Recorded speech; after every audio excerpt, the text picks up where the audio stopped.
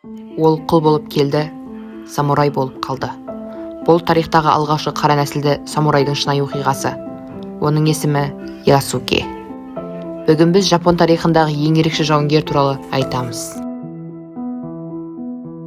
Ясуке Жапон тарихында ерекше орын алған тұлға. Оның өмірі әлі күнге дейін көпшілік үшін жұмбақ. Ол шамамен 1555 жылы Африканың орталығында дүниеге келген.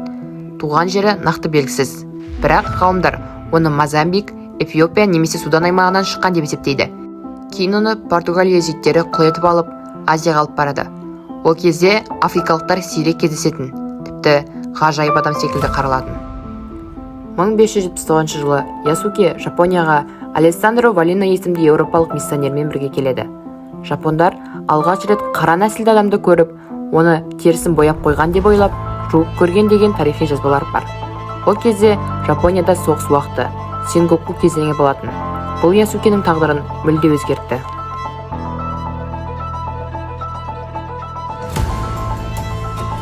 Ол кезде ең беделді қолбасшы Ода Нобунага Ясукені көріп қатты әсерленеді.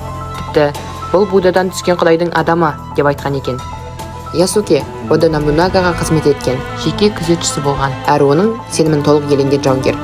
Нобунага оған өз сарайында тұруға рұқсат беріп, самурай дәрежесін берген.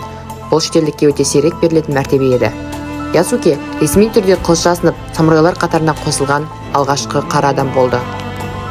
Ясуке бірнеше шайқастарға қатысады.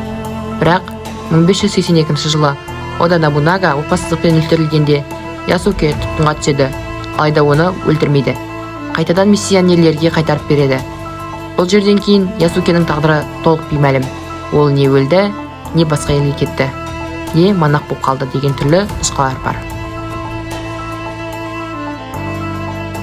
Ясуке тарихтағы шынайы кейіпкер, бірақ көп жылдар бойы оны аңыз деп санап келді. Қазір ол туралы Жапон мангасы, анимелер, тіпті Netflix'тің Ясуке деген анимесі шықты. Ясуке жайлы бұл деректер сені таңғалдырды ма? Онда менімен бірге тарихтың ұмыт қалған беттерін ашайық. Арнама жазылып, пікір қалдырып кет. Сен білмейтін кейіпкерлер әлі алда.